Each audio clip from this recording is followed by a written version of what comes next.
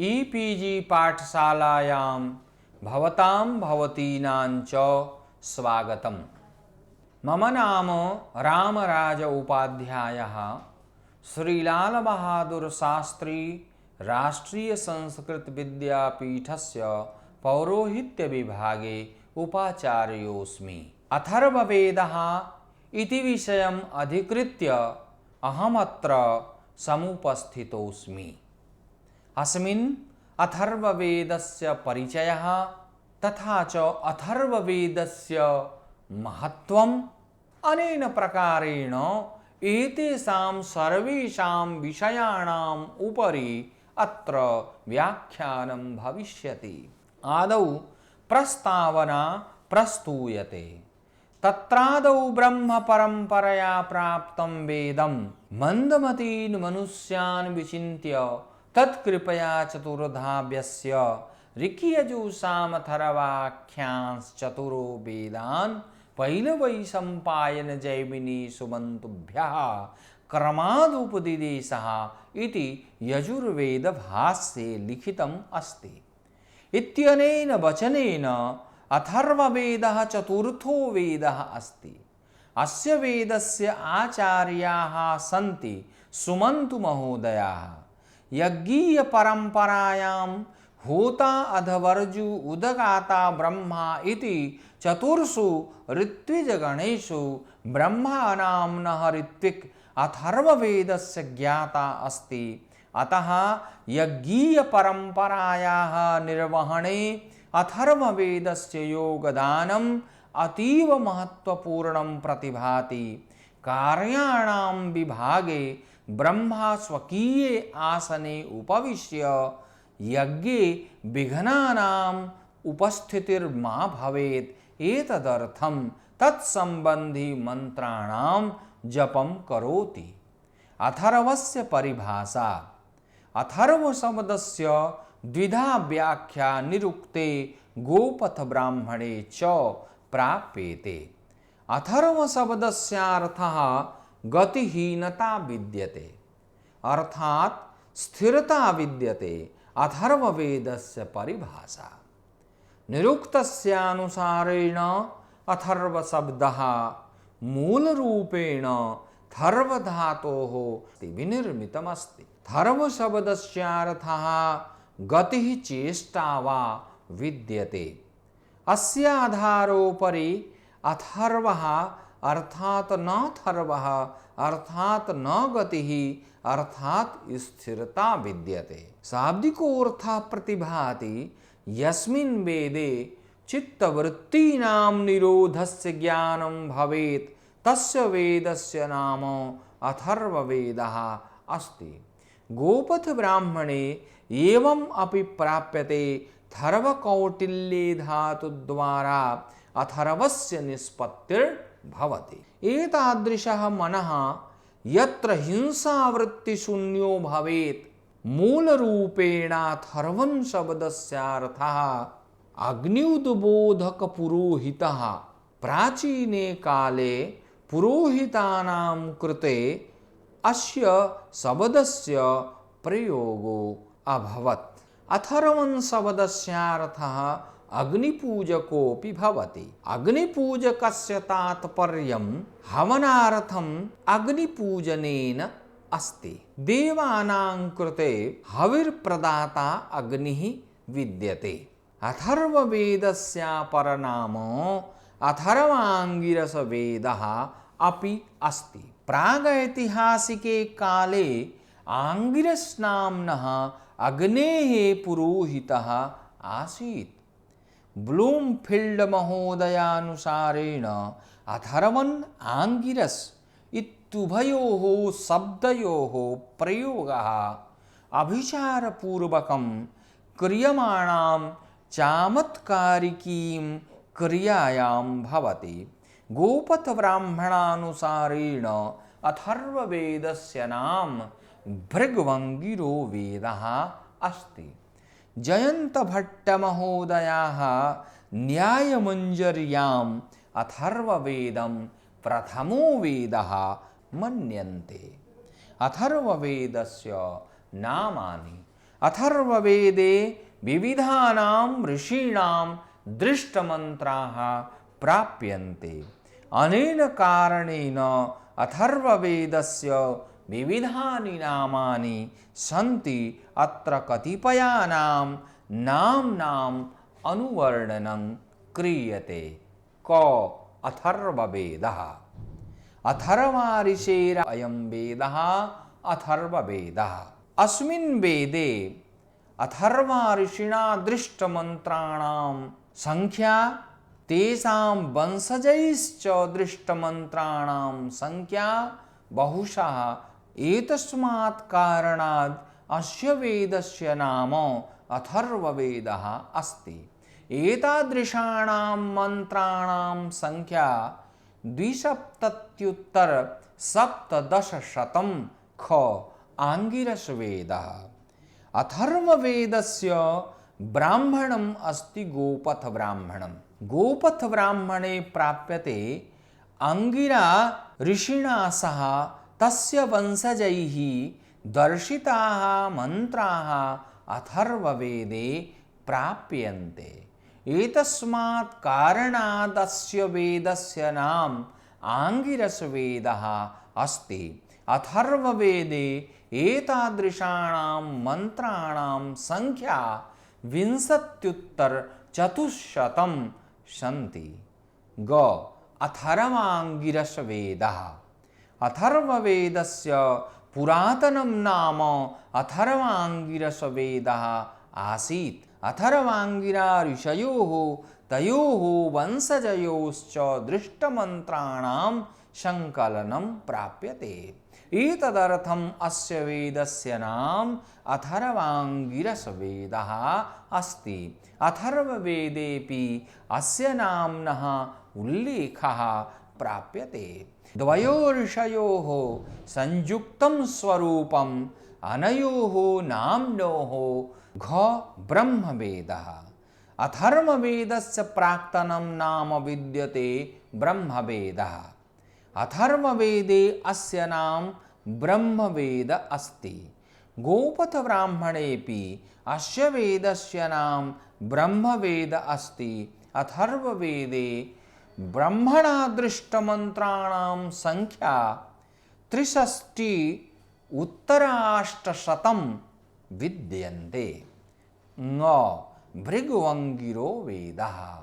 गोपथब्राह्मणे अथर्ववेदस्य संज्ञा भृगुअङ्गिरो वेदो अपि अस्ति। भृगुअङ्गिराभ्यां तस्य वंशजैश्च दृष्टमन्त्राणां संख्या 48,500 विद्यन्ते। क्षत्रवेदः। शतपथब्राह्मणे अथर्ववेदः क्षत्रवेदः कथ्यते। यतो हि यस्मिन् राज्ञानां क्षत्रियाणां च कर्तव्यं विशिष्टरूपेण वर्णिताः सन्ति। छ वैषज्यवेदः।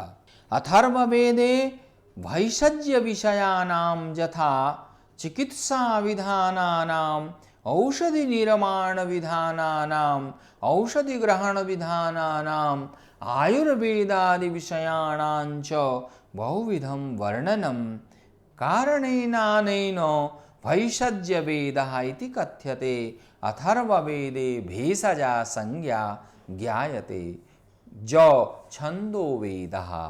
अथर्ववेदस्य प्राक्तननाम छन्दोवेद अस्ति। छन्दस् इति नाम्ना ऋग्वेदे यजुर्वेदे चास्य वर्णनम् अस्ति। ऋचः सामानि छन्दांसि यजुषा सह इत्युक्त्वा अथर्ववेदे प्राप्यते। अस्यापरनाम छन्दः प्रधानवेदः अस्ति। अर्थात् अस्मिन् वेदे छन्दानां बाहुल्यं दृश्यन्ते। झ महीवेदः। अथर्ववेदस्यापरनाम महीवेदः अस्ति। मही शब्दस्यार्थः महती अस्ति। अस्मिन् वेदे महती विद्यायाः उपदेशः अस्ति। सम्भवतः कारणेनास्य वेदस्य नाम महीवेदः अस्ति। अथर्ववेदस्य महत्त्वम्। मानवजीवने अथर्ववेदस्य महत्त्वं बहुविधम् अस्ति। अत्र वैदिकदर्शनेषु पुष्टप्रमाणानां प्राप्तिः अथर्ववेदेन भवति।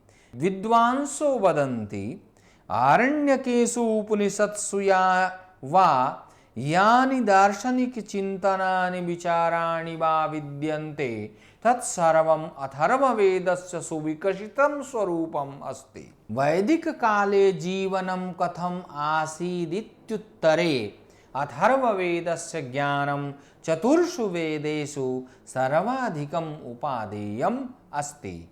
वैदिककालीनसभ्यतायाः संस्कृतेश्च यावत् विशदं वर्णनम् अथर्ववेदे विद्यन्ते तावद् अन्यत्र न प्राप्यते।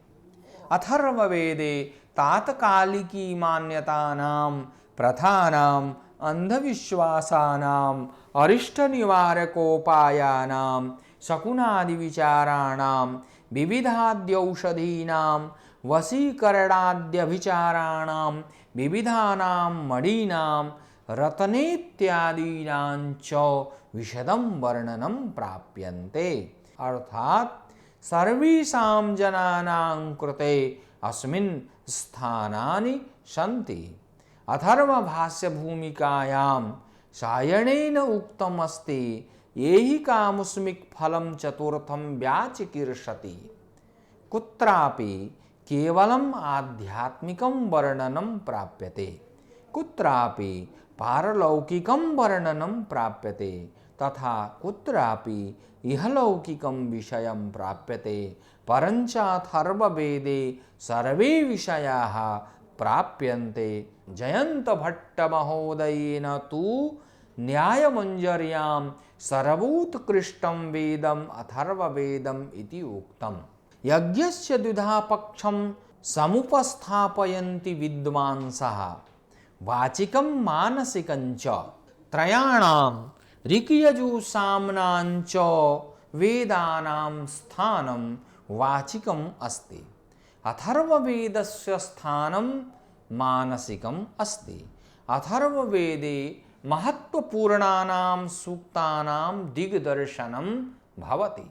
माता भूमिः, पुत्रोऽहं पृथिव्याः इत्यादिभिः सम्पूर्णं विश्वम् एकनीडं भवति। अत्र देशादिभेदः नास्ति। मातृभूमेः रक्षणस्यालौकिकं सूत्रं वयं तुभ्यं बलिहृतः स्याम अथर्ववेदः प्रस्तौति। अथर्ववेदस्य मानवजीवने अतीव महत्वम् अस्ति। अथर्ववेदस्य शाखा नवधाथर्वणो वेदः इति पतञ्जलिना महाभाष्ये प्रतिपादितम्।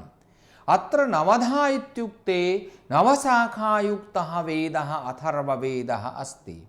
अथर्वणपरिशिष्टस्य चरणव्यूहे नवशाखाः प्राप्यन्ते। पैप्पलादाः, स्तौदाः, मौदाः, शानकीयाः, जाजलाः, जलदाः, ब्रह्मवदाः, देवदर्शाः, चारणवैद्याश्च।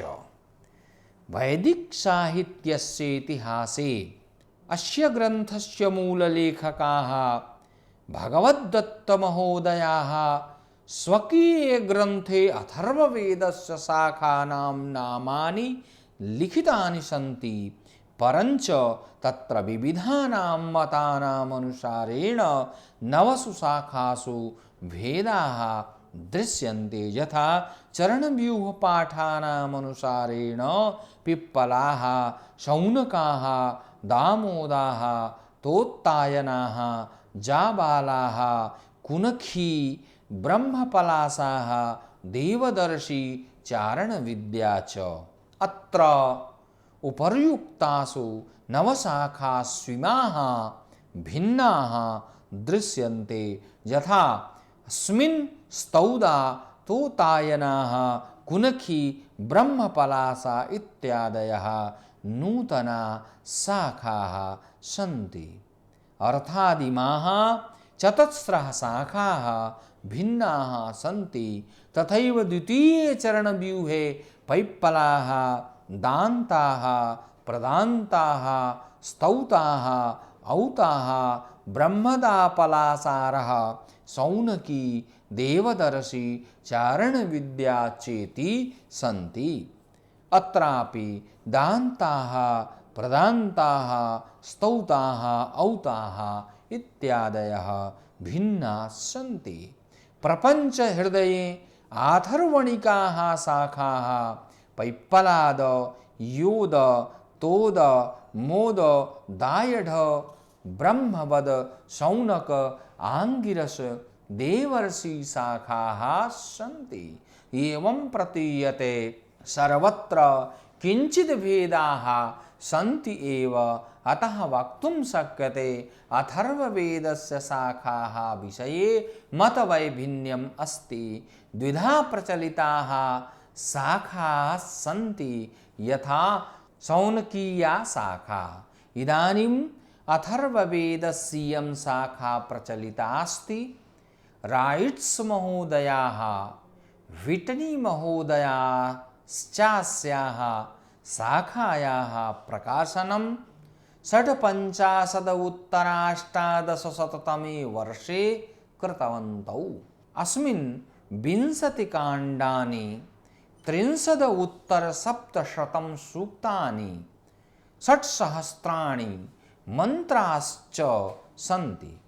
विंटरनीट्ज महोदयानुसारेण अथर्ववेदे 20 काण्डानि 31-उत्तर-700 सूक्तानि 87-उत्तर-900 मंत्राः सन्ति।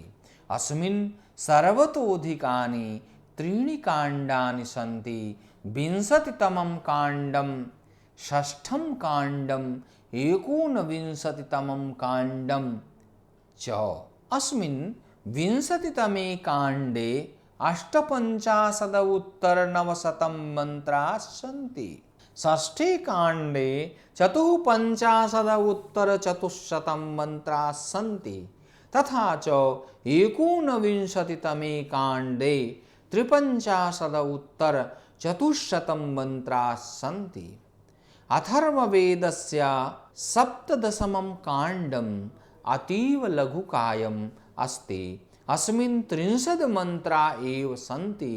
अथर्ववेदे ऋग्वेदस्य 1200 मंत्राः गृहीताः सन्ति।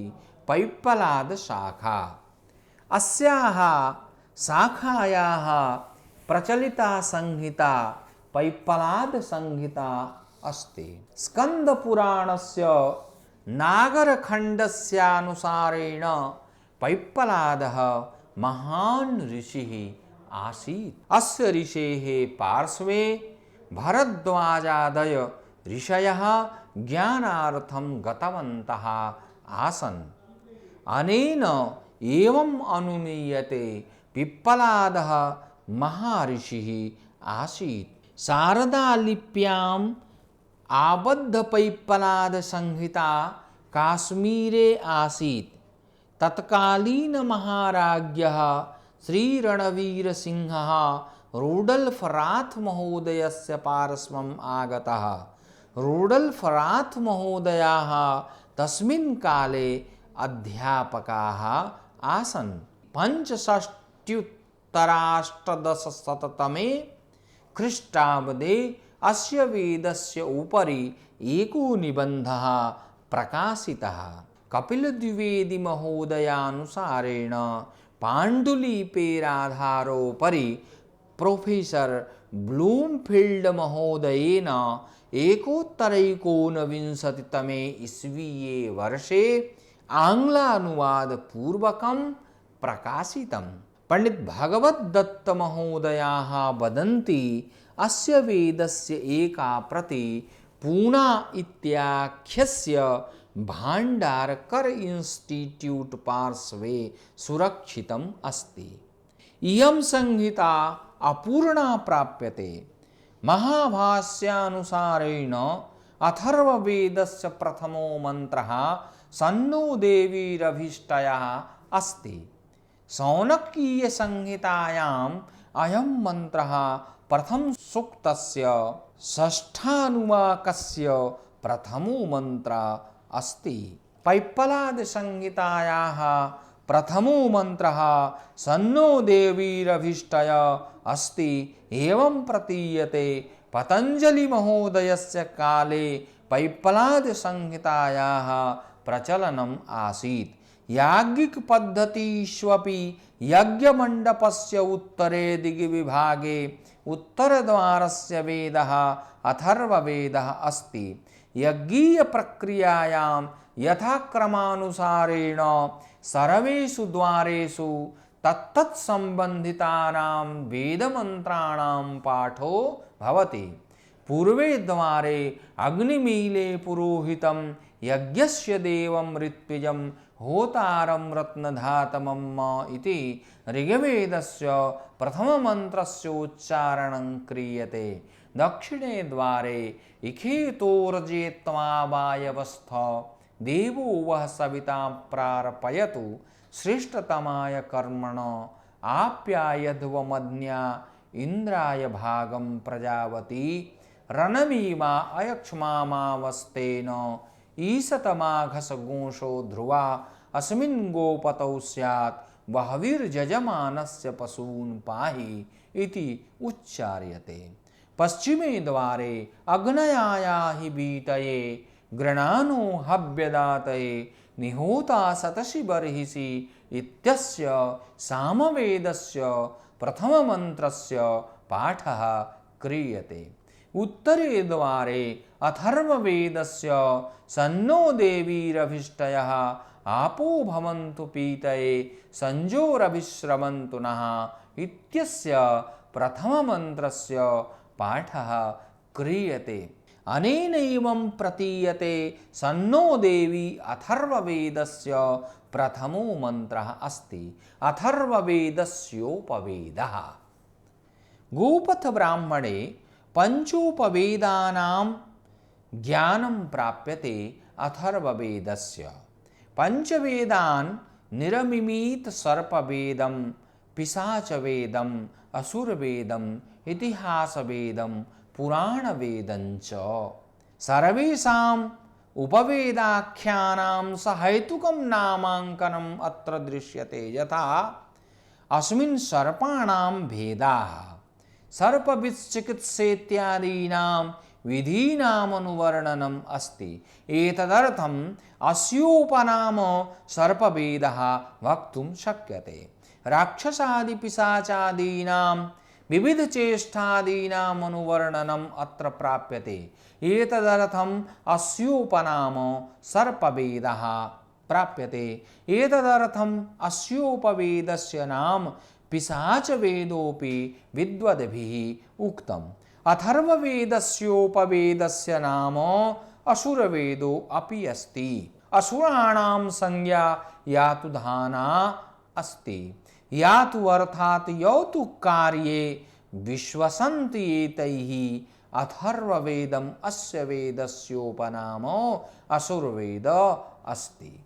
अस्योपवेद इतिहासवेदो अपि अस्ति। अस्मिन् वेदे राज्ञानां राजवंशजानां च विविधैतिह्यानां वर्णनम् अस्ति।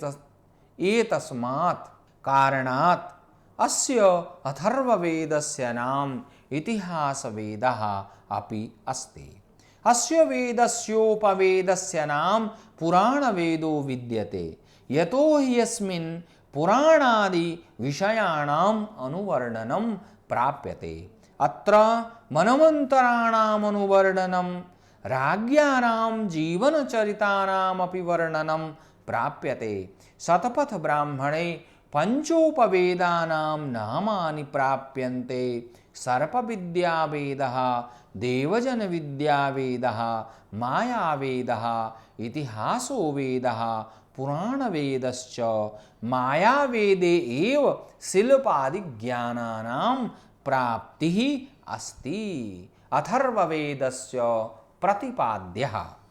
अथर्ववेदस्य प्रतिपाद्यानाम् अवबोधनार्थं द्विधा विभजनं दृश्यते, रचनाक्रम दृष्ट्या वर्ण विषय दृष्ट्या च। रचनाक्रम दृष्ट्या चतुर्धा विभाजनं प्राप्यते, यथा प्रथम द्वितीय तृतीय चतुर्थ विभागेषु च। प्रथमे भागे प्रथमतः सप्तकाण्डं यावत् लघु लघु सूक्तानि सन्ति। प्रथम काण्डस्य प्रतिसूक्तेषु चत्वारो मंत्राः सन्ति। द्वितीय काण्डस्य प्रतिसूक्तेषु पंच पंच मंत्राः सन्ति। तृतीये काण्डे षट् षट् मंत्राः सन्ति। चतुर्थे काण्डे सप्त सप्त मंत्राः सन्ति। पंचमे काण्डे अष्टतः अष्टादशं यावत् मंत्राः प्राप्यन्ते। षष्ठे काण्डे द्विचत्वारिंशदुत्तरशतं सूक्तानि सन्ति। प्रतिसूक्तेषु त्रयः त्रयः मंत्राः दृश्यन्ते। सप्तमे काण्डे अष्टादशोत्तरशतं सूक्तानि सन्ति। द्वितीये भागे अष्टकाण्डतः द्वादशकाण्डं यावत् वर्णनम् अस्ति। अस्मिन् बृहत् सूक्तानि सन्ति। तृतीये भागे त्रयोदशतः अष्टादशकाण्डं यावत् विषयाः वर्णिताः सन्ति। त्रयोदशे काण्डे आध्यात्म विषयक चिन्तनीय विषयाणाम् अनुवर्णनम् अस्ति। चतुर्दशे काण्डे द्वे बृहद् सूक्ते स्तः, यस्मिन् विवाह संस्कार संबंधितानां विषयाणां वर्णनं प्राप्यते। पंचदशे काण्डे व्रात्यानां यज्ञीय संपद विधानानाम् अनुवर्णनं प्राप्यते। व्रात्यानां विषये याज्ञवल्क्य स्मृतौ आचाराध्यायस्य ब्रह्मचर्य प्रकरणे प्राप्यते। आषोडशाद् आद्वाविंशात् चतुर्विंशात् च वत्सरात् ब्रह्मक्षत्रविशाङ्कालः औपनायनिकः परः अत ऊर्ध्वं पतन्ते ते सर्वधर्म बहिष्कृताः सावित्री पतिता व्रात्याः व्रात्यस्तोमादरिते कृतोः। सारांशतया व्रात्यानां संस्कारे अधिकारो नास्ति, यतो हि ते पतित सावित्रिकाः भवन्ति। क्रतुसम्पादनानन्तरमेव व्रात्यानाम् अधिकारः संस्कारे भवति। तादृशानां क्रतूनां वर्णनम् अथर्ववेदस्यास्मिन् काण्डे दृश्यते। षोडशे काण्डे दुःस्वप्ननाशकाः मन्त्राः प्राप्यन्ते।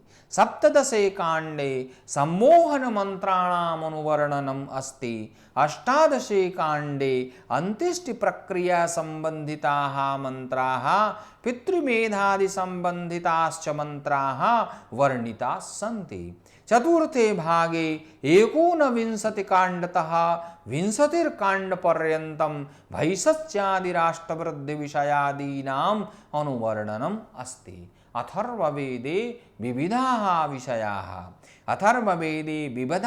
विषयाः वर्णिताः सन्ति। सर्वेषां विषयाणां वर्णनं न कर्तुं शक्यते, परञ्चावश्यकानां विषयाणां विवेचनम् इत्थम् अस्ति। दार्शनिकं वर्णनं। दार्शनिकानां विषयाणां वर्णनम् अथर्ववेदे प्रभूतमात्रायां प्राप्यन्ते। तत्र विराट ब्रह्मणः स्वरूपम् अष्टम काण्डस्य नवमे दशमे एकादशे च सूक्ते विविधतया वर्णितम् अस्ति।